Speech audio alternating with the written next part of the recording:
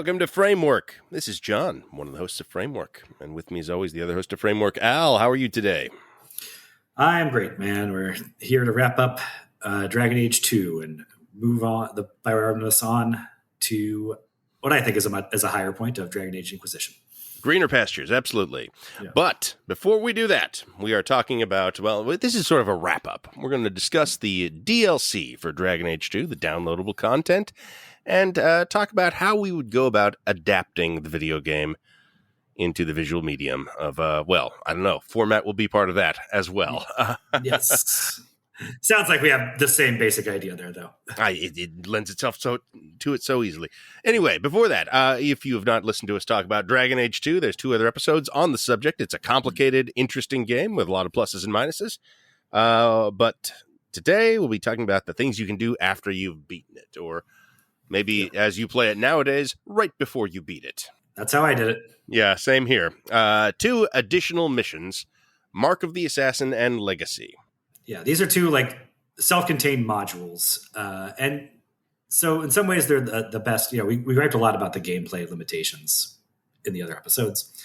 This is, they've it's after the main game was complete. They had a little more time to work out the kinks. And so they kind of know the limitations of what they can and can't do better than they do in some of the main quest stuff. And also we get some new maps, which is what we were aching for. What a change, man. It's amazing how much a little bit of different maps, so a different location will do, a different aesthetic.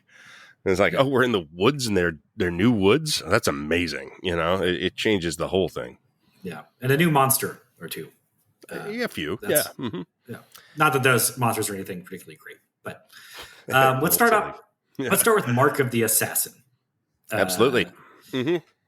Which thing starts off with Varix, I guess, leading you to some meeting or whatever, and you get ambushed by a group of assassins. And then they are quickly sort of taken out by a sort of John Wick ninja assassin. There's a set piece of killing 15 people in 30 seconds with all these crazy moves. And this is the Felicia Day character, Talus, the elf assassin.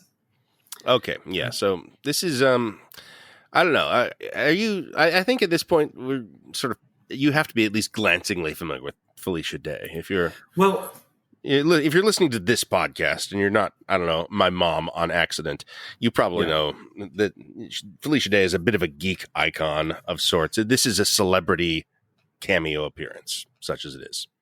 Yeah, of a very particular type of celebrity. But I was going to ask you, could you explain the Felicia Day thing to me? I feel like I was just, I don't know, 3 weeks too old to fully catch the Felicia Day wave, and to therefore have the crush on her that all Felicia Day related media I've ever encountered has presupposed me to have.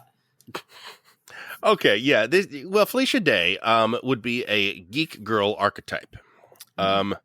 If you have some sort of I don't know, it's the sort of girl that the guy who wrote Ready Player One would be really interested in, if that gives you an idea. It does. Yeah. Which I'm sorry if that is an insult to Felicia Day. Her deal is that she, is her celebrity comes from her sort of interacting with and experiencing as a cute redheaded girl geek culture, and really digging into World of Warcraft and D&D and a lot of heavy geek properties. She is offering sort of, what if I was a cute girl doing these things?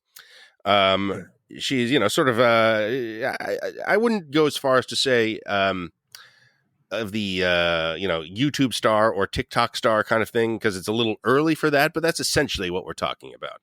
It's a protein version of that. Yeah, exactly. She is an actress. She appears on things. Supernatural, the television show, I believe she plays a sort of adorkable geek girl on it, if you can believe it. And also is kind of one of the things that she first came on my radar for, I guess, was doing I guess you'd say live action fanfic Mm. I believe she has a series based on something called The Guild. Somebody else I can tell you assume. what this is.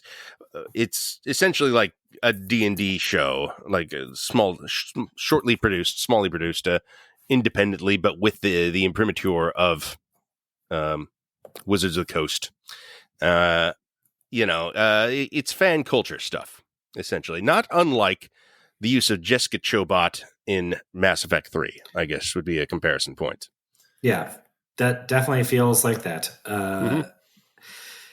Okay, I think she was. I think she was one of the potentials in the final season of Buffy too. That makes sense. Of course. Mm-hmm. Things like that. She's on television shows and generally nerd bait shows. Mm-hmm. Yeah, did not distinguish herself as a tremendous actress, even among that group of not that did not distinguish themselves as incredibly compelling dramatic characters. Well, what? Sure. Yeah. So I mean, look, she's not horrible. The problem here is that Talos sucks as a character. Oh yeah, yeah. I mean, this is some bad. Well, saying someone is a Mary Sue is a loaded phrase at this point, but the thing that's annoying about that, or well, again, it's a hard one to kind of say in a vacuum anymore. But this is a sort of a. It feels like a fake character that's brought in, and all the regular characters just like, wow, you sure are impressive, aren't you? Cool. We all want to be friends with Talos, and it's that sort of thing. It feels like a fan insert character, I guess. Yeah, and I'm not here to say crap on Felicia Day as an actress. No. That's not the point. She's not great in this, but like even still. But she feels like a very modern presence in this medieval world. And she's not, at least at this point, I don't know what she's doing these days, accomplished enough as a voice actress to sell like all the contrasting shades of this elf who is a Kunari, who is a spy, who is devoutly religious, but is also a super chill girl. Who's also a completely badass ninja assassin. Really hot. If you were worried about that, super hot. Well, yes, I think the game the game presupposes my boner to be raging. Yeah, and it's too much to ask any one character to carry all those things. I think even a player character, I think it would feel like a lot. Even though RPG are built around that kind of power fantasy.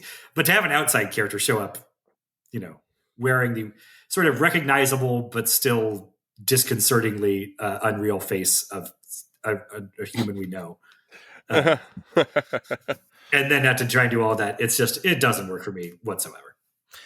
I was wondering, like, if this had just been, if you had taken the Felicia Day out of it, I mean, maybe she voices the role even. I don't even have a problem with that. But, like, if it just doesn't look exactly like this person who is a something of a celebrity, does this character work considerably better?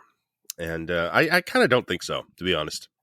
I think that to make this work at all, you need to remove the Felicia Dayness from it to the extent of the part where she's like a quippy, modern, like Marvel type character.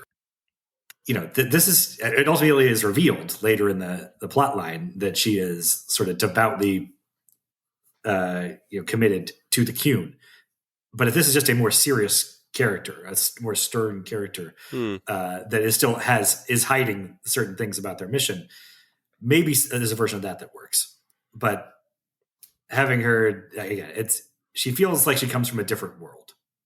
Yes, and I mean that's probably part of the appeal. I mean, this is so clearly built on just like guest starring Felicia Day. It's like coming to meet the Scooby Gang or whatever. And that's sort of part of the hook of this. I mean, I have no idea how they marketed this DLC module, but I would think it would be on the basis of Felicia Day guest starring in. It absolutely was marketed that way. Yeah. I think the only thing that it offers other than that as a gameplay hook is it's doing a version of what the Kasumi DLC did for Mass Effect 2.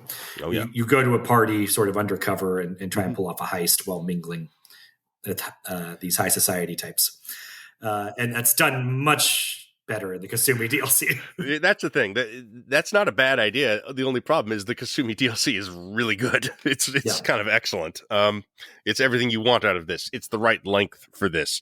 It's one of the better ones from it's a memorable, good Mass Effect mission from the best Mass Effect, and yeah, this is sort of just sort of a, kind of like that, kind of like the Kasumi mission, and it's twice as long, and it I'm not a huge Kasumi fan, but I would say that's a character that works better than Talus. Yeah, well, she's just got a couple less of the layers on there. She doesn't, because she's not secretly, a religious zealot that's pretending to have this more bubbly personality that's more carefree. But anyway, yeah. Do you want to talk about the plot of that one at all? I think this one is skippable overall. It is. There's things I like about it. There's concepts introduced. Like, oh, we're going on a sort of a rich person dragon hunt or a wyvern hunt in the in the faraway mountain regions, and it's obviously new maps. New things to look at, new monster to look for. This is kind of fun, and it is such a breath of fresh air to get out of Kirkwall too. Yes. Coming as this does for me at the end of this game, I'm just like, oh, this is beautiful. I'm having fun. This is great. That is nice, but I think for me it was weighed down by being forced to take Talus with me everywhere. It's true, and I wanted more time with the rest of my crew. And also the wyverns are a nice new monster. They're still not terribly interesting as boss fights. Not really. They remind me of the thing that Ewan McGregor rides around when he's fighting General Grievous. Very much so, yes. Yeah. They're not great, but they are different, which is nice. Because this game has, like 3 enemies that you fight for the entire thing, and here's something new that has a poisoned attack. There's angles to it, and you fight them like, I don't know, twice, so it's not the biggest deal. That they're not great. I mean, that final boss fight is at least designed in a way. I never actually figured out what the he goes up, like jumps up onto the ruins and shoots down at you sometimes. Mm-hmm. I never quite figured out what I was supposed to be doing there. I was pretty burnt out at this point, and I think this is one of the places where I just dropped down to normal one. I was definitely on normal for this. It was kind of the middle section of this, which is, kind of traipsing around a palace and going through traps and, mingling at a garden party and stuff like that. It's at least different. Everything here has been done better in other BioWare games, but, it's a change of pace. It's nice. It's interesting coming after all the shit that we've been doing in Kirkwall for so long to just get out of there and do a thing that's different. Not great, but it was okay. And it's not too long. I don't know, maybe 2.5 hours at most. That's okay. That's a good solid chunk. Could be a little shorter and it'd be happier, but really I think Talus is the problem. And you take her out or just improve her, and I think it's probably a pretty solid DLC. Yeah. It is interesting. Like, ultimately what's revealed, we're there to steal a jewel. But it turns out what she's actually there to steal is basically the knock list from Mission Impossible. So, like the list of all the Kunari sleeper agents they have in other parts of Thedas. And what I don't like about that is that it didn't really give me the freedom to say, well, no, screw your Kunari agents. I'm on the side of my country, and I'm just going to reveal it to you. Sort of have to let her get away with it at the end. Mm-hmm. Yeah, that is annoying. That you have to be pro Talus no matter what is very annoying. There's a part where you can tell her to fuck off, which I did, and then she returned 10 minutes later. I mean, I was trying to hook up with her because my Janine Hawk was so sexually frustrated by her husband who wouldn't sleep with her. So I know. I was trying to get that going, but no good. I got to kiss her at the end, and I was like, well, that's something, I guess. Yeah, you can do a little romance with her that culminates with at most a kiss, and it also has no bearing on any. You can be married and have it like your husband. I mean, first of all, well, my marriage. Sebastian is definitely into being cucked. Yeah, there's no question about that. Yeah, but even if we may let him watch. I don't know. We'll see. Jesus. Yeah. Is this fundamentally stupid to have these celebrity cameos in these games? Could this work? Is there somebody you could get where it would be really cool to have a recognizable face and voice, being like, oh, it's me, Jeremy Irons. I'm an elf in this or whatever. Could that work? I mean, but when it does work, does it just not ping you as a cameo? When it's, I mean, Keith David obviously works in Mass Effect. Lance Henriksen works to, I would say, a degree there. Right, but they're not wearing their faces, I guess Keith David is adjacent, but no, it's not explicitly close. Keith David. Right. Not like Jessica Chobot, for example, which is one that it doesn't matter. It's not an important character. Right. I mean, that's the thing. I guess you do. You talk about guys like Martin Sheen, and that's pretty close to how Martin Sheen looks. So I guess it can work if the character and actor are good, and they don't just kind of keep nudging you in the ribs with it. Yeah, I suppose that's the I guess characters are good when they're good. Is my takeaway. The other DLC, Legacy, is I think the highlight of the entire Dragon Age 2 experience. This is the best. Well, I mean, I guess like the main storyline of the game is sort of better, but this gameplay wise, it's absolutely the highlight. No question. Yeah. Mm-hmm. And it's fun. It's cool. It's this is a direct lead into Dragon Age Inquisition. Yeah. So the storyline there is that you're being attacked by the Dwarven Carta, like Dwarven Mafia. And this yada, yada, yada leads you to some ruins where you find the sort of brainwashed dwarves talking about the master who will reawaken and shake the world, blah, blah, blah. Mm-hmm. And you find out that this is a prison that was built by the Grey Wardens with the help of your father, Malcolm Hawke, to imprison Corypheus, one of the original Tevinter Magisters that sort of caused the Darkspawn to be created. It's part of the sort of creation myths of this world. They're sort of like Cain and Abel figures, almost, of bringing sin into the world. But it turns out there's some truth to that. And this guy went into the Fade and touched some part of it that you're not supposed to. And it released the Darkspawn taint into the world. And he's been trapped here because he can speak to Darkspawn and is a very dangerous demonic figure. You deal with the Grey Wardens a bit there. Eventually, you fight him, you kill him. The best boss fight in the game, mechanically, it's still kind of difficult, especially that you have to control your party members' movements, which is not a well-polished thing in this game. But I was able to do it, and I don't know, it's a good one. There's also just a ton of scripted party interactions here for one quest line, as much as any other whole act of the game, probably more. But I guess because they were just trying to leave it all on the field to a degree. Do you remember who you brought with you for this one? I brought my brother Carver, who was able to rejoin you for this one, and Varric, of course, and I think Aveline. Yeah, I went Aveline and Bethany, which I was very excited to get back, and Sebastian. Still trying to get blood out of that stone at this point. No one to blame but yourself. Yeah, that was dumb. And he doesn't have much to say. But Bethany was great to bring back. I was very thrilled to see her again, which is nice because it kind of dovetails with the end of the game. Allows you to kind of right before she was reintroduced into the story. I did this DLC, and it was kind of just like, oh, yeah. This is a central relationship of the game. Perfect. And it is about the Hawke family lineage. I don't really think that's the most important part of it, but it is a part of it. No, but it's part of the game overall.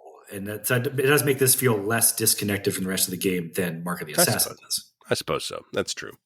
I don't even mind that, though, really. I mean, well, if it gets me Bethany, maybe that is to the benefit, though. Yeah. Well, I mean, we were praising Mark the Assassin for being sort of more disconnected, but mainly on the sense of we're on different boards now. We have different levels to play through. Well, Legacy has that as well. This gives you both. Yeah, this gives you both those things. So, yeah. And, of course, Corypheus will end up being the main villain of Dragon Age Inquisition. So this is lore intensive as well. I mean, ultimately, it is kind of like you have to fight him and defeat him at the end of this, which is, I don't know, it's a little, considering he's going to be the villain of the next game. I don't know if that's the smartest thing, but that is not necessarily how you want to introduce your villains. I've griped about The Force Awakens doing that too. Yeah, I mean, it's how they handled Kang the Conqueror, essentially. And then they decided it's actually not even worth doing this anymore. So, for a variety of reasons. I don't think Corypheus got canceled or anything, but no. I mean, he by the Chantry he did. He should be. I am a bad guy, Corypheus. It's a shame he's going to be our next Secretary of Commerce. But yeah, I agree. Not a good dude. We're bringing Corypheus back. The late great Corypheus. He got a bad reputation. A lot of people hated him, but you know what? He had a lot of good ideas. But he said some very nice things about me. So that's end of qualifications. Anyway, we were talking about Dragon Age here. So about Corypheus being, I like that the way that they write that actually is that when he wakes up from his imprisonment, he's not like immediately like, I will take over the world. He's like groggy and confused, and you can tell he's sort of not at his full strength. But you have to explain to him where he is. Yeah. And so it's is it the best thing to do to do the Kang treatment? Maybe not, but I don't mind it terribly in this case. I think it works better than it does with Kang or Kylo Ren. Yeah, I would say so. I mean, I'm not a big Corypheus fan. I think we'll get into that in Inquisition, but it is kind of cool to set up the next game, I suppose, and kind of provide this character's bona fides in a way that for all the throat clearing and explanation that happens in Inquisition, he never really fully lands for me in that one, and I think this helps. This only helps him, actually. Yeah, like we'll talk about him in Inquisition, obviously, and right. He's not an all-time villain or anything, but I don't think that any of those things are rooted in the fact that Hawk already kicked his ass. No, I mean, Hawk shows up and talks about it, I believe, or does he even get to mention it because it's DLC? I don't know. We'll find out. But the point is, I guess in the context of this game, this module, he works perfectly fine. He's got a cool design. He says interesting things. He's barely in it, of course, because he's you don't see him until the end. And the sort of the pall he casts over everybody is very interesting. The Karta dwarves that are like obsessed with him, that's it's tropey, but it works. And I like that the Grey Wardens are also appear to have sort of an indoctrination thing going on as well that's never explicit. Again, it's sort of shadows of the Reapers and the elusive man. They kind of keep coming back to some of these ideas a little bit. I don't mind though. It's fine. It's a 2-hour story. And it's knocking the Wardens off the pedestal of being the saviors of humanity, is that they are quite fallible. That's cool. Yeah, I like that. Mm-hmm. We don't mind that at all. No. Yeah, I mean, after the first game, this is not a Warden-forward franchise. Great choice. No, I mean, arguably in Inquisition, they go too far in making them total fuck-ups. But we'll get to that when we get to that. Right now, I'm going to say at least Legacy allows us to leave our game experience of Dragon Age 2 on its, one of its better notes. So I like it. Yes. Mm-hmm. Yes. It's very solid and fun. And it's cool that they did it. And it also kind of points to a time that I think has passed a little. You don't really get DLCs like this as much anymore. I guess, I mean, they still do DLCs, obviously, but it seems like either they just don't do them at all, which is the case with the new Dragon Age. They're just not going to do it. Or any Bioware game after Inquisition, as it turns out. They just stop the practice. Or they become like second games almost. Like pseudo-sequels. Elden Ring and what's that one? Cyberpunk just put out new DLCs that are essentially full sequels to the game. Well, I mean, Awakenings was that way. Yeah, that's true. That's a good point. Mm-hmm. Interesting. With Inquisition, they're somewhere between. I mean, they're more like Legacy, I guess, in length that and depth than Awakenings. But oh yeah, totally. Well, there's even Awakenings is not that long. It's it's a brief experience relative to these other games, but that it is the idea though. It's pretty much a full experience, shorter than as it is. I don't know. We'll talk about Inquisition DLC. I don't know, 5 months from now or whatever. Whenever we do that.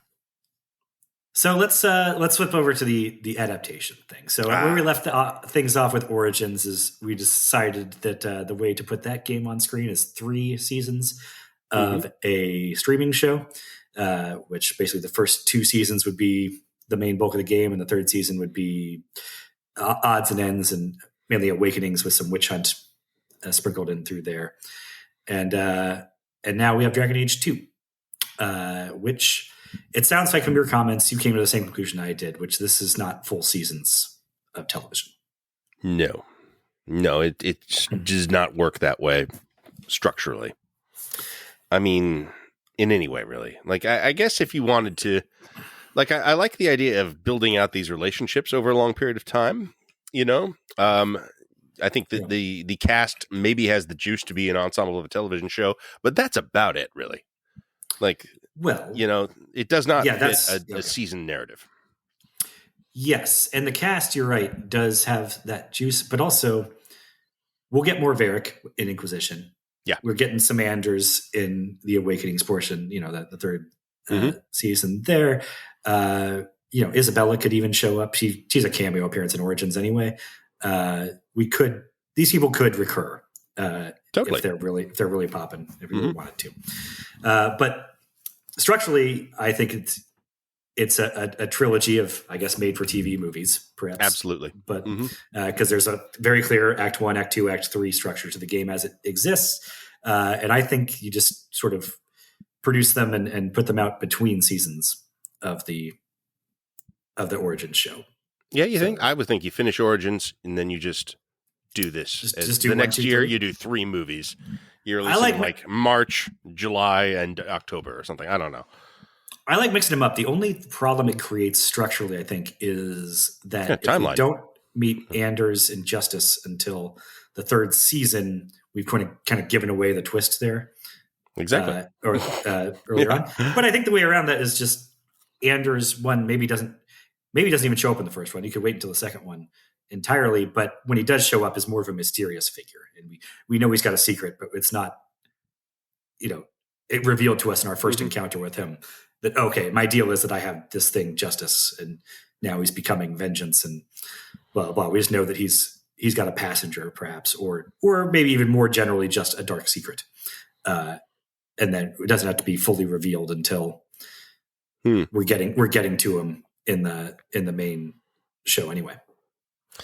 Huh. Okay, that's actually interesting. I do kind of dig that. I mean, that is sort of, that's well. What allows for this to work is streaming being a new way of a new medium, essentially a new way of getting content out there. You can kind of break down the old rules of how things are structured or formatted, and it can be to your advantage. The thing I was thinking of was Fear Street. I don't know if you remember this, but about a couple of years ago, Netflix did an adaptation of like the R.L. Stine Fear Street franchise, and it was 3 films that told an interlocking story over a period of time. It was like 3 different eras that told one larger story. Fear Street was the slightly more grown-up version of Goosebumps, is that? Yeah, basically. Because teenagers and they had sex, but otherwise Goosebumps stuff. So they were trying to get on the Stranger Things. Yeah, it was very Stranger Things, is what it was, and it was 3 movies essentially. It was 3 90-minute stories that took place, in different timelines, but kind of revealed one larger story overall. And it was all, the first one was like Scream, the second one was Friday the 13th, and then the third one it was like a puritanical 1600 story about witchcraft, but it was all one story at the same time. It was a cool thing. It was kind of good too. I liked Fear Street. I think they're doing it again, but it struck me as like, this is the format for Dragon Age 2. This is how you tell this story. It's perfect. Now, I think you do it instead of a season. After season 3 of Dragon Age, you do instead of season 4, you do this triptych. That's my structural idea, but it would work the other way too. You just have to fuck with it, which is necessary anyway. Maybe I'm overthinking it because you're right that Mhm. the way content is released these days, you can just kind of drop things in whatever shape and form you feel like. That Andor is going to come out very soon, and I think they're releasing like 3 or 4 episodes, or 3 episodes per week or something. Like you could just kind of do whatever. I think you and I are both proponents of the actual just weekly 1 episode a week. Turns out to be a really good format. I agree, but that is also based on an understanding of how television shows work, which is also breaking down a little bit. That can be a good thing. That can be, like the format can change. And I think in this case, these aren't really episodes of a TV show. It is, it is 3 movies, three 90-minute movies, essentially. Right. But in terms of dropping all those 3 of those at once after the other stuff is aired, or what I was saying, another way that the way things really should change is that big expensive TV shows like Dragon Age would have to be, House of the Dragons. Now, when you get 2-year gaps between seasons, that is not doing favors to those shows, I don't think. Agreed. And I think having a TV movie still sounds kind of pejorative, but having a movie length thing to drop during a long drought like that could help keep up interest in that. And it's sort of establishing this parallel narrative. It only messes with the timeline, I think, to like all put them between seasons. If you stick with like the 1-year time jump, I mean, I guess you're worried like you've resolved that the blight is defeated before the show gets there.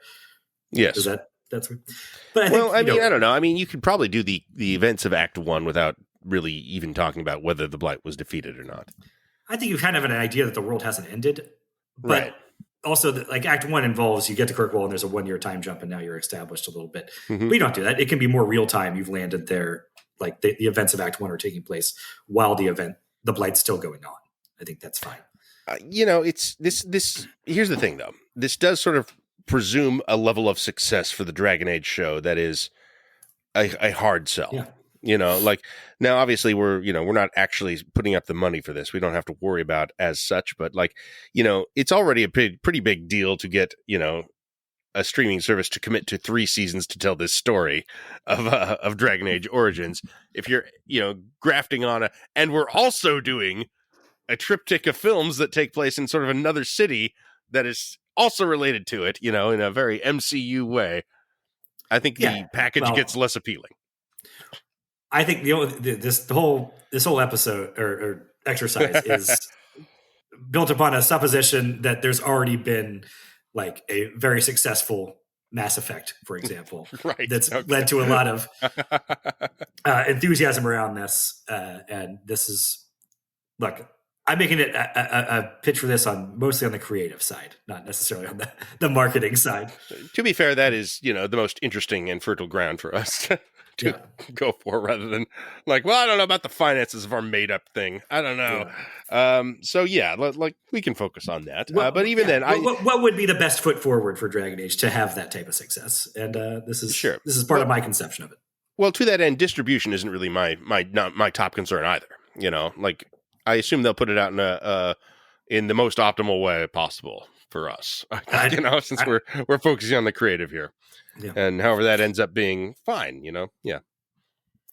So, okay. But I mean, ultimately how they release it's one thing. We're both in agreement. It's each act is a movie unto itself. Yeah. That's the way so the sort of the threshold question that I always ask with these, exercises is, do we need the main character at all for this movie? Or is the plot set up such that the supporting characters actually carry enough of the plot? I think you need the main character here. Well, it seems like an easy yes at first blush because we have this like fully voiced performance now, and you've also have this sort of literary framing device that sort of positions Hawke as the Great Gatsby to Varrick's Nick Carraway. It's Dickensian almost. It's Pilgrim's Progress shit. So yeah, and it's so much of the game and the story is about the champion of Kirkwall. But I think turning it around another way, the ultimate story here that's really important is less about Hawke's rise from refugee to champion than it is about the tension between the mages and the Templars boiling over into the full blown revolt. Well, that's true, but I think honestly, one of the coolest things about Dragon Age 2 is the way that the protagonist of the game is sort of just there to bear witness to it. Right. Is that his story or her story is sort of adjacent to the larger story that is going on. Well, that's what we talked. One of the gripes people have about the game is that Hawk ultimately can't stop that civil war from starting, no matter what you do or what side you take. Yeah. But so arguably, Knight Commander Meredith, First Enchanter Orsino, and Anders all play more important roles in the core conflict here than Hawk does. But who's your point of view character then? I guess Anders. But I don't like that. Yeah. I'm not into that. I don't think that works. Yeah. I agree we should have Hawk in there. Although I'm going to argue for a lot of structural decisions that are about geared toward making it less of a total ensemble piece, but at least more of a two-hander with Hawk and Varric as being kind of our Butch and Sundance. No, I like that. And I think you need that from movies. I think you actually have to maybe downplay the admittedly very solid ensemble of Dragon Age 2 to make this work in adaptation. Okay.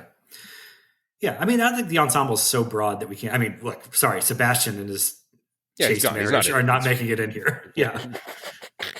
God damn. I couldn't believe how hard that punished me. I gave you a chance, Sebastian. Oh, man. I know. Okay, so the next question is sort of, I think, if you're including the player character, it's what class are they? Are they male or female? As another version of that. Now, I think that can usually be kind of a throwaway in terms of adaptation because not here. In films, classes are not as visually defined as they are in video games. Yeah, you're right. Like you're getting out there. In this case, the question of whether Hawk himself is a mage is really fundamental in terms of how they relate to the central conflict. And I don't know where I land on that. You can make an argument for either way, actually. Yeah. I kind of, if I have to, I'm leaning he's not a mage. Or she's not a mage. Yeah. Gender, I don't think matters, actually. I don't think that's important. No, I don't really I don't come down that either. So I would say the argument for the conflict is more personal and interesting if they are a mage themselves. But that conflicts with my general inclination to include as few wizards as possible. Because you don't want to, you can get real deep into wizard shit for this. And I don't think that ultimately is good for the series. There are already two other mage characters in the core group, and does it step on Anders' arc if Hawk is our primary viewpoint on all things related to the mage oppression? Well, I think the presence of Anders is why I don't need Hawk to be a mage, honestly. You say, you're thinking two-hander with Varric. I think Anders is very important in the adaptation, maybe the most important of that team. And because of that, I think that maybe you make Hawk a non-mage. Yeah. I mean, there's a version of this that's almost like full-blown Sicario, where Anders is the Benicio del Toro character. But yes, I don't think we're going cool. that far. I don't think we're going that far, but I think it does better probably for his development if he's more isolated in sort of his radicalization out there. And you can have the Hawk can actually because I mean this is actually part of the game. Really, Hawk can fuck up that relationship. Hawk can leave Anders in a place where he doesn't, he can't turn anywhere. Maybe that relationship souring is what makes this sort of an inexorable tragedy. Nope. It got past a certain point, and then he felt he had no choice, and he blew up the Chantry. Boom. That's the cool kind of stakes that I think you would focus on in adaptation here. As you sort of limit and strip away all the ephemera and pointless shit in Dragon Age 2 and focus on a core story. Yeah, but I think you want to do the Anders romance, probably, right? Is that the best one? I mean, it's probably the best romance. This is a game, like we were saying, the romances are not the best part of this. So if you're doing a romance, yeah, it probably has to be Anders, which means you probably would get female Hawk. That's cool. Well, the other argument is, but I mean, I think that the Isabella romance gives some juice to the second act. True, that's true. But you know what? One of the things that's nice about adaptation is you can include different. The romance material doesn't always all have to revolve around talk necessarily. Like in the game, actually, if you don't romance Fenris or Isabella, they start hooking up in the third act. They don't like fall in love or anything, but it's established that they have a fuck buddy relationship. That's interesting. And that is a good point. You can actually do 2 different romances. You know, you can do different people. I mean, I don't know who you got other than, I mean, Varric's not doing it, right? He's canonically asexual. But we don't have to stick to that. I think it's more of a question of, can we do a convincing sort of sexy romance with a dwarf? It's not necessarily a given. I don't know if the Hobbit films pulled it off. They fall on their face in the attempt in the Hobbit films. Like that is without question the stupidest part of the Hobbit films. So I know. Yeah. And that, you know, you would think if anyone's going to pull it off, it'd be the, you know, Peter Jackson flagship franchise of fantasy there. No, it's stupid. It's terrible. So I don't know. Well, you can't desexualize the Isabella romance without really absolutely not that character. So. Absolutely not. But yeah, I mean, I guess Varric and Isabella would make sense structurally and be interesting and give them cool things to do. I like that in a way, but I don't know. I mean, how you bring Varric to screen is honestly, I think, not easy. Like, I think he's a difficult guy to actually put on screen in a way that, you know, maintains everything that's interesting about him. I assume you got to use Lord of the Rings camera trickery for one thing, but just the visual of him. Like, this is a thing the Hobbit struggled with. Like, how do you make a hot dwarf? Mm-hmm. You kind of got to compromise most of the dwarf aspects of it, you know? Which is fine. He is somebody that that's part of the character that's interesting, is that he's somebody who sort of rejects his own culture to a large degree. And you know what? It's a high wire act. Let's say they do that. Let's go for that. You know? But that's for the second movie. So I mean, I think that the way these break down ultimately is that the first act, the first movie, is mainly about the relationship with a sibling character, and the second one is mainly about the relationship with Isabella, and the third one is mainly revolving around the relationship with Anders. And whether that's romantic, it's rival, is whatever, but those are the characters most tied to what the climax will be all about. Okay, so let's start with the sibling then. If presuming that we have a non-mage hawk, the game would have us bring in Bethany at this point. Is that the most interesting relationship to put on camera?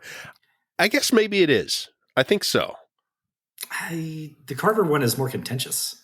It is, but I feel like you're not gonna want for contentiousness with this cast. Whereas Bethany kind of is. I mean, she can be the good mage, essentially. She can be the mage who does everything correctly, even though I would change Orsino in this, of course. But like, you know, I mean, that's her role kind of in the game itself, is that she is the mage that you will care about no matter what. And I do think that role can be filled between Anders and Meryl. Meryl's barely in my. Meryl could be excised completely along with Sebastian. I would agree, but yeah. But I mean, I don't mind having more elves in there. Like, yeah, that's something we have to drill down and see what like page counts we're actually at when you got scripts going. Right. Like I said, I want to keep these as movies, which means, you know, you're not going to have time for everyone to get the full articulation, which means I think you can start getting mercenary about some of these assholes, you know. And Meryl would be definitely an option for the chopping block, I would say. Meryl and Sebastian can go. Everybody else, Sebastian. I want Fenris in there. I think Fenris should be in there. Yes. Let's see. Anders obviously has to be in there. Isabella, yes. Am I forgetting anyone now? That's pretty much everybody. Aveline's tough. Aveline's not somebody that needs to have their own full. Like, no, Aveline's present, subplot. Just not really that. Yeah, I think you keep Aveline, but she's not really going to be the most central or important character, perhaps. Yeah. Or she is actually the most important character of all, because my biggest question for you is, should Aveline and Knight Commander Meredith just be the same character? Oh, God, that fixes it. Yeah, that's it. That's it. Okay. That's it. That's how you do it. I love that, actually. Yeah. I think that's fantastic. The only reason I'm not 100% committed to that is because the thing I have the most affection for my whole Dragon Age 2 playthrough is my like best buddies relationship with Aveline. And I kind of hate to lose that, but it makes it so much. No, that's interesting. Yeah. That's really interesting. That's good. That's really cool. In fact, Yeah. Turns out she's a more central character than Hawk. Oh my God. That's really smart, man. Yes, I like that. Because Meredith, honestly, was a bit of a problem, I think, in thinking about this in terms of adaptation. Is like this sort of this imperious character that you don't care about, that when you finally meet her, she's basically acting like the villain already. And it's kind of just like, well, I've made the decision that I'm going to be a trad wife Hawk, and I'm going to support state power. So I guess I'm going along with this for a while, but it's quite obviously bad. Now, there was something interesting about that, which is like, well, I'm knowingly walking into fascism. There was something to that, but this is much better. Yeah. Okay. No, and you don't even have to spend that much shoe leather to do that either. No, her rise in the constabulary of Kirkwall is built into the narrative in such a way that this all happens very organically. That's definitely. And then when the Viscount's taken out at the end of the second act, there's a power vacuum that commander of the Templar stepped in, but it could be the commander of the City Guard just as easily. Yeah, and she's already kind of getting like some dark aspects to like you can build that into the second film pretty well. Yeah. Well, yeah, she experiences the. I think she's radicalized by the killing of Hawk's mother, more than Hawk even in some ways. Or the thing in the Fade. This is good, man. I don't know. I guess we want to include the Fade. I think just visually, it's not the most important. Like this is not. I don't have like a real breakdown of like which quests to include and not include here. The way I did with some of the other games, it's harder. Because I think you're kind of just starting from scratch in a way. Like Act 1 of this, almost none of that I think you're going to include. Honestly, like maybe it ends in the Deep Roads. I don't even care about that though. Oh, it does, but what it is, the Deep Roads Expedition is the Legacy DLC. Oh, that's fun. Yeah. Okay. Yeah. That's kind of cool. Mm-hmm. We still get to introduce Corypheus, but we can still kill off the sibling or have them join the Grey Wardens. I don't know how you want to resolve that. It depends where we land with that. Mm-hmm. If we want to really throw curveballs, interesting thing we could do there is introduce my canonical Garrett Hawk with the beard and the mustache from the cover art and all that, and then go through the whole first game and go to the Deep Roads, and then it turns out that's got the guy who gets the taint and dies and dies off, and Bethany is our Hawk, is our champion of Kirkwall going forward. I think I proposed a version of that in every game somehow or another, but it's one way to mix things up. Cleverness for cleverness' sake. Sure. Okay. No. I'm not trying to commit to that. But I think it goes to show that for as important as the Hawk, like the champion character is, you could swap in a different Hawk and still have a relationship with Varric. Have a romance with Anders, whatever. Okay, so here's another thing I was thinking of playing this because it is sort of a tragedy and is sort of ends in a form of failure, really. What I was thinking of was the Star Wars prequels structurally a little bit, in that it is kind of like, failing to stem the tide, failing to stop the thing, which, well, frankly, that you didn't even clock as the real problem until the very end anyway. A phantom menace, if you will. And I think that there's a lot of room to be interesting there and to subvert kind of hero tropes and fantasy tropes, what you would expect from a story set in the Dragon Age universe. I guess anyone who's played this game would know it was coming, but like beyond that, like most people haven't. I think that would be the audience for this, and to present this story where, yes, you have a champion figure, a hero figure, but they don't really save anything. They just kind of are there and try to make, they try to make the best of a bad situation. And there is some success and triumph in that. But ultimately, this is the story of things coming undone. And that really sets up a third season in a cool way. Or, a third game. I guess it would then be the fourth or maybe fifth, however you classify them, seasons. Yeah, it depends how it is. Yeah. And that's the reason to make this game, I think, is as a show, is to explore that territory and tell that story. Yeah. I was thinking of Captain America: Civil War with this. Okay. And that when things go to shit at the end of the third act here, that we could actually break the party entirely and have them come down and line up where you've got, say, Hawk and Varric and Meryl on the side of the mages, and Aveline and Fenris and Sebastian if he's there. He's not. Lined up on the other side. I think that's great. I think that's fantastic. You can kill all these guys, is the nice thing. You can kill them, or you can just, injure them. Fenris could live but be knocked out or whatever. If there's somebody you want to really try and find more use for it in Inquisition. Well, I mean, who really comes back other than Varric, right? I mean, nobody. But I mean, I think you could bring. I think if we're this deep into a hypothetical TV show, yeah, we might want to make room for breakout characters to continue to port over. I mean, no problem with that, right? Yeah. Well, to that end, I didn't know if this is a question for the Inquisition adaptation or Dragon Age 2, but should Hawk just be the Inquisitor in Dragon Age Inquisition? The argument could be made. That's interesting. I mean, the thing about the Inquisitor is that he's a bit of a blank slate again. Right. Hawk has got to be the most drawn out protagonist in a Dragon Age game, simply because their backstory is actually part of the game there. It is set in a way it's not for everyone else. I mean, it's one of the benefits of just locking in with, no, you're a human from Lothering. There are no origins for Hawk other than that. So they don't have to, it's not elastic. And even the plot lines, the rails are tighter or more circumscribed in Dragon Age 2 than they are in Origins or Inquisition, which, to some players to chagrin, but that does have this effect of, yes, defining Hawk better than the Inquisitor or the Warden. That certainly could work. I mean, it's interesting to be a show that I don't know. I think I've figured if we're pursuing this as a show, there is a sort of a natural churn to the protagonist of the show.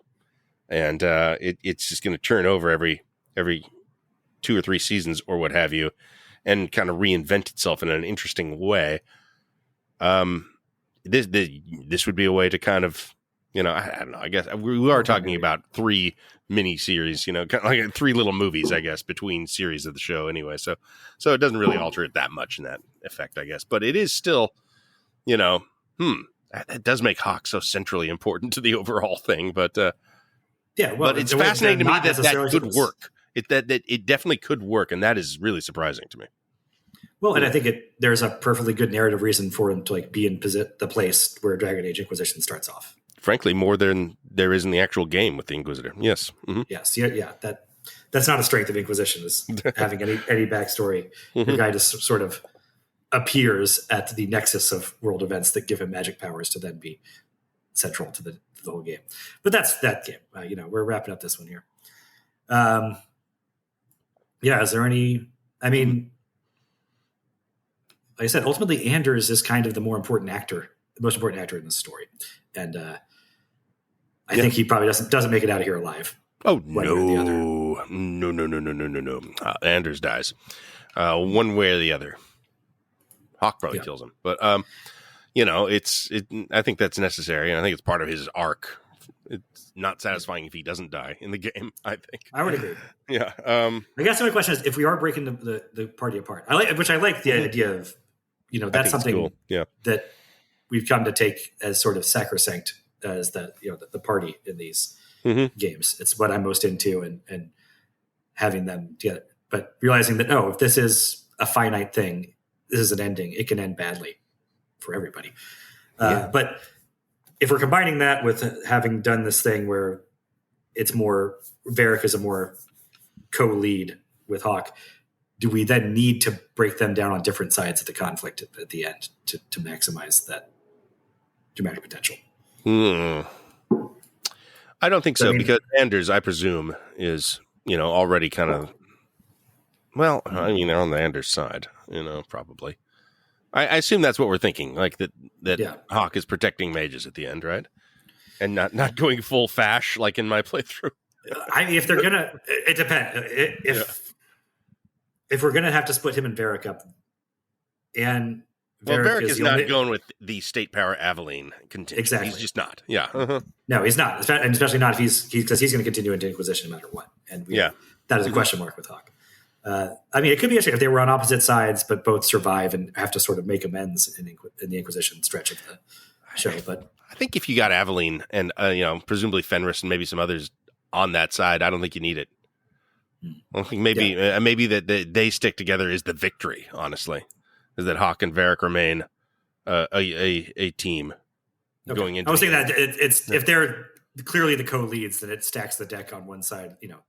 Well, yeah, but if we had Captain America and Iron Man both on one side of the Civil War, it would feel a lot more imbalanced. You know what I mean? Right, but I mean, the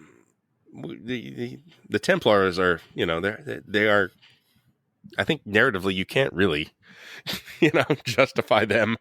I don't know. I mean, if you have the mage side just did a 9/11. So. Yeah, that's true. Yeah, okay. That's why I don't necessarily like putting Aveline in the Meredith role doesn't even necessarily make her irredeemable. But, that's a good point. You don't actually have to go full on mad tyrant with that character anymore. Yeah.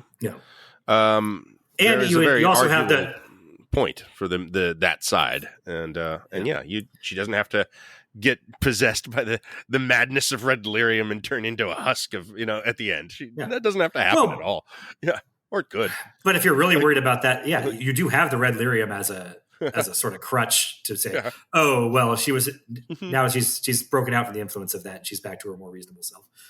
She's that's kind of madness, right? Yeah, yeah. It's a cop out, but it's available for you if you want it there. Well, I'm actually intrigued lose your nerve at the last minute. I mean, I'm actually kind of interested in this now, in that if you completely muddy the waters.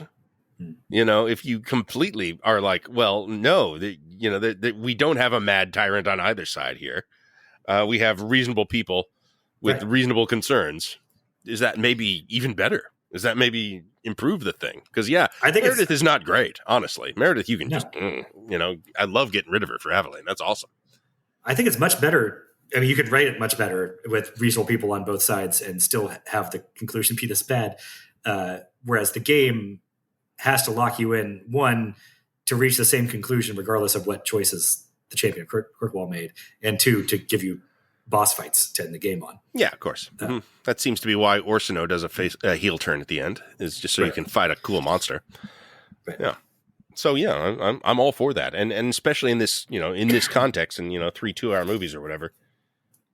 You can make it better. You can change everything about this game. Frankly, there's very little about this that I think is sacrosanct. I think this would be a fun adaptation, just in that you can be inspired by the themes and ideas and structure to kind of create your own shit entirely. Create stuff that wasn't there in the game. Adventures. Yeah, I think you don't need most of it. The stuff I don't want to mess with too much is the core cast. I think are generally pretty strong, even though we're talking about making a pretty big structural change to Aveline, but we got into there, it's not necessarily that big of a characterization shift as it would appear at first. And I think the basics of the Templar Mage conflict and the basics of the conflict with the Kunari in the second one are the things that I want to be in place. Everything else is pretty fungible. Yeah. Yeah. I mean, that's why I say the first one, Act 1, is very it's tough to even put that on screen as it is in the game. Like that, I think that's like a ground one rewrite, from the ground up rewrite of page 1 rewrite of Act 1 of this game. I mean, I think it's an hour of getting the band together, of introducing all the characters, and then you go do Legacy, and if you kill off the sibling, that gives it some, emotional oomph at the end, and you got the Corypheus thing is, important to the overall lore. I think it's a real table setty kind of thing. It would have to be, I guess. To establish Kirkwall, to establish, who all these people are, their ideologies, their where they're coming from and such. That I guess I think that the tough thing would be making that first one good. Honestly, 2 and 3 kind of play pretty well. They have real nice rising, falling structures already. Yeah. And once the table is set, you're good to go. But yeah, that first movie's tough. I really do think that. Yeah, we talk about all these games as having a 3-act structure, but this really has a clearly delineated and like more equal, like Act 1, Act 2, Act 3 are roughly the same chunks of story.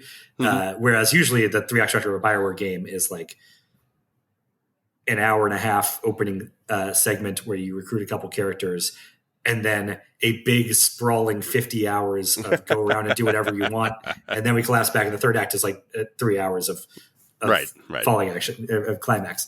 But in this case, yes, it is very much 1, 2, 3 in relatively co-equal chunks. So there's not as much structural adaptation there, even though we just did some pretty big structural changes to it. Yeah, but I think the bigger thing is probably narrative adaptation. Just like cleaning up these arcs for a film structure for a shorter amount of time to be told, which is always the trouble of adapting an RPG. I mean, that's the thing. Can you even think of an RPG that has successfully been adapted? It's really fucking hard. You need to be a TV show first. So even just in making these 3 movies, it's tough. I mean, Last of Us is not an RPG, right? By any definition. No. Yeah. It's like, I don't know. You think something like the Final Fantasy, The Spirits Within. Do you remember that film at all? No, I never saw it. Even though it's just Final Fantasy was formative to me. A Final Fantasy game does not fit into 2 hours. It's fucking impossible. It will just by definition have none of the importance or weight when characters are interesting in any way. If you try to do it all in 2 hours, you can watch that movie and see how it fails. Yeah, that's true. But this is not the time or place for me to lay out my idea for a Final Fantasy VI to be done as a 2-season animated streaming show. But interesting. For another time. Maybe, man. I might be into that. But let's all right. But right now we have a lot of work to do. The structure works. The structure totally works because the world break. Yeah, very good. Okay. Yeah. Sorry. I could really scar some children too. I like it that way. But right now, you and I have a lot of work to do. We have to go start doing Dragon Age Inquisition. Yeah, that's a long one, man. That's biggest yet of any of these. It's quite a bit to it. I'm actually kind of excited for this. I was put off by Dragon Age 2. I got to say, it finishes strong. It's fun at the end. Getting out of Kirkwall is fun in the DLC. The final Mage Templar missions are pretty good. And narratively, I'm a little bit back on page with Dragon Age, and I'm excited to not be locked in with this combat system and gameplay anymore. So one thing we can say for Inquisition, it has plenty of different environments for us to explore and waste time in.